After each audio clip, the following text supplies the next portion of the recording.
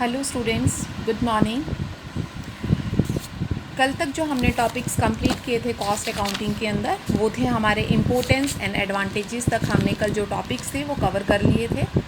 आज जो है हम उसके लिमिटेशंस ऑफ कॉस्ट अकाउंटिंग पढ़ेंगे। आज थोड़ा सा मैंने मेथड चेंज किया है ताकि कई बच्चों को जो है बुक्स की प्रॉब्लम आ रही है, बुक्स नहीं है उनके पास, और वो ये चाह रहे हैं कि अगर उनको नोट्स टाइप में प्रोवाइड हो जाएं तो वो काफ़ी हेल्पफुल होंगे।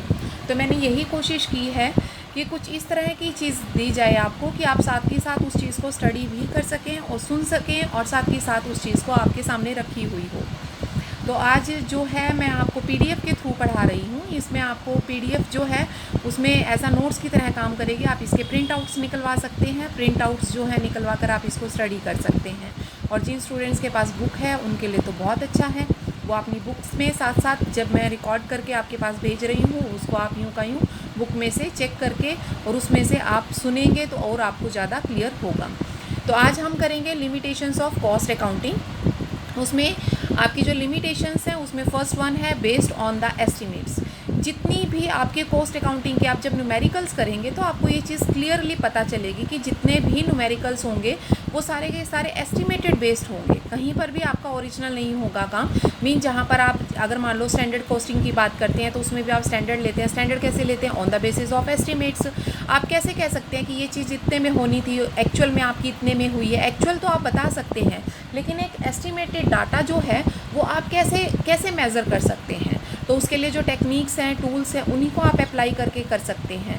तो इसीलिए वहाँ पर कहीं ना कहीं जो ये है प्रॉब्लम्स आपकी लिमिटेशंस में आती है कि जो आपके डाटा होते हैं वो आपके एस्टिमेट बेस पर होते हैं और हर एक पर्सन का अपना अपना एस्टिमेशन का बेस्ड होता है। नेक्स्ट है problem of the different methods based and techniques. Problem कैसे आती है? जैसे मान लो आपका pricing of issue of material by different method. अगर आप इशू ऑफ मटेरियल के प्राइसिंग की बात करें, जब आप मेथड्स पढ़ेंगे मटेरियल के रिलेटेड, मटेरियल इशू से रिलेटेड, तो उसमें आप देखेंगे काफ़ी सारे मेथड्स हैं। लीफो मेथड है, last in first out. FIFO method है, फर्स्ट इन फर्स्ट कम। हीफो है, हायर वैल्यू इन मेथड्स। इस तरह से आपको average based methods, ABC techniques, ये सारे के सारे आपके इशू ऑफ मटेरियल मेथड है। अब कौन सा मेथड कौन सी कंपनी किस टाइम में अप्लाई करे ये चीज़ कहीं भी नहीं बताई गई है।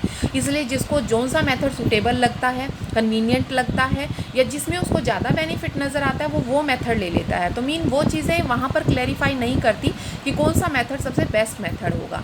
इसी तरीके से जैसे रेमुनेशंस ऑफ द लेबर है, वो भी डिफरेंस बेसिस है। आप जब लेबर की बात करेंगे, लेबर वाले चैप्टर पढ़ेंगे, तो उसमें भी डिफरेंट मेथड्स होंगे आपको लेबर को पे करने के। कहीं पर आपको हाल से मेथड होगा, कहीं पर आपका प्रीमियम मेथड होगा, कहीं पर आपका हाल से प्रीमियम मेथड होगा। मीन ये डिफरेंट टाइप ऑफ मेथड है। एवरेज बेस्ड मेथड है, कहीं पर आपका वर्क बेस्ड मेथड होगा, कहीं पर आपका पीस बेस्ड मेथड होगा। मीन आपने कितनी प्रोडक्शन तैयार की है, यूनिट बेस पर आपको पेमेंट की जाएगी, कहीं पर आपके टाइम बेस पर पेमेंट की जाएगी।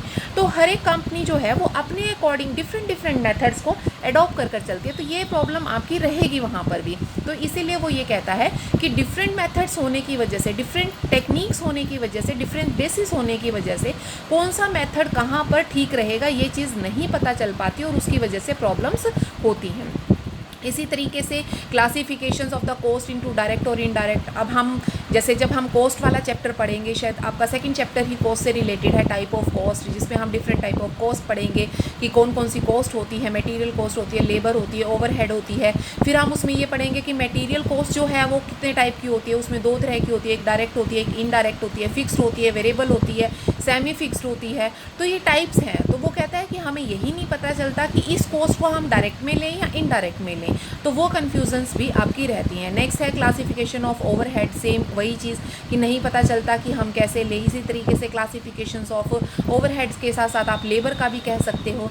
कॉस्ट जो है वो नॉर्मल है, एबनॉर्मल है, और एबनॉर्मल को हमने लेना है नहीं लेना है। जैसे कि आपकी मान लो लॉस बाय फायर हो गया, अर्थक्वेक आ गया, बाढ़ आ गई, ठीक है, और मान लो भूकंप आ गया, उसकी वजह से गोडाउन जो है वो धंस गया, ज़मीन में सारा माल ख़त्म हो गया। तो उस तरह की चीज़ों की कॉस्ट को कहाँ पर कंसीडर किया जाए, उन एबनॉर्मल कॉस्ट को क्या हम अपनी नॉर्मल कॉस्ट के अंदर शामिल करें या नहीं करें, वो सारी चीज़ों के भी कन्फ्यूजन्स रहते हैं। उसके बाद थर्ड पॉइंट बनता है non including of certains items. कुछ आइटम्स को तो ये इंक्लूड ही नहीं कर चलता, जैसे incomes are not recorded in this system while they are included in the financial system. Mean हम उनको फाइनेंशियल सिस्टम में तो लेके चलते हैं, लेकिन हम यहाँ पर इनको रिकॉर्ड नहीं करते। जैसे मान लो हमने प्लांट्स लिया, प्लांट के तो चार्जेस ले लिए, लेकिन जिस बिल्डिंग में, जिस फैक्ट्री में उस प्लांट को हमने इक्विप किया है, लगवाया है, जहाँ पर इंस्टॉल किया है हमने, तो उसका अगर रेंट की बात करें तो रेंट भी तो हम पे करते हैं ना। रेंट भी क्यों पे कर रहे हैं? क्योंकि वो प्लांट वहाँ है, और प्लांट किस लिए है? क्योंकि हम उससे प्रोडक्शन करते हैं, तो उसकी कॉस्ट को हम इस कॉस्ट में शामिल नहीं करते। तो कहते हैं काफ़ी सारी इस तरह की आइटम्स हैं जिनको यहाँ पर शामिल करना चाहिए लेकिन नहीं किया जाता, तो इस वजह से भी काफ़ी प्रॉब्लम्स आती है। Non applicabilities in the trading concern. Trading concerns में भी काफ़ी सारी चीज़ें ऐसी हैं जो कि एप्लीकेबल्स नहीं हैं, जैसे कि manufacturing services, renting house business वगैरह। तो कहते हैं इस तरह की चीज़ों को भी इसमें कंसीडर्स नहीं किया जाता। Problem of marginal costing, marginal costing में भी प्रॉब्लम आती है। क्यों? क्योंकि मार्जिनल कॉस्ट जो होती है वो सिर्फ वेरिएबल कॉस्ट होती है। वो कहता है वेरिएबल कॉस्ट कौन सी होती है? जो पर यूनिट कॉस्ट होती है, उसमें हम फिक्स कॉस्ट को शामिल नहीं कर चलते। वो कहता है फिक्स कॉस्ट को अगर शामिल नहीं करते तो उसे आप टोटल कॉस्ट कैसे बोल सकते हो? तो कहता है बेसिकली जो मार्जिनल कॉस्टिंग है वो अपने आप में ही एक प्रॉब्लम एलिमेंट है, क्योंकि हमने जब टाइप्स ऑफ कॉस्ट पढ़े थे उसमें हमने जो इससे पीछे मेथड्स पढ़े थे, आपने उस मेथड्स में आपने दोनों कॉस्ट पढ़ी थी, मार्जिनल भी पढ़ी थी आपने, और मार्जिनल से अलग आपने एब्जॉर्प्शन भी पढ़ी थी। एब्जॉर्प्शन में आपने टोटल कॉस्ट को शामिल किया था, जो पेज नंबर आपका 6 पे है, बुक में चेक करिएगा। उसमें 3rd नंबर पर मार्जिनल थी और उसके बाद 5th नंबर पर आपकी एब्जॉर्प्शन कॉस्टिंग थी। एब्जॉर्प्शन कॉस्टिंग क्या होती है? टोटल कॉस्ट होती है जिसमें हम वेरिएबल और फिक्स दोनों तरह की कॉस्ट को लेते हैं। और मार्जिनल कॉस्ट कौन सी होती है? जिसके अंदर सिर्फ हम अपनी वेरिएबल कॉस्ट को ही शामिल कर चलते हैं।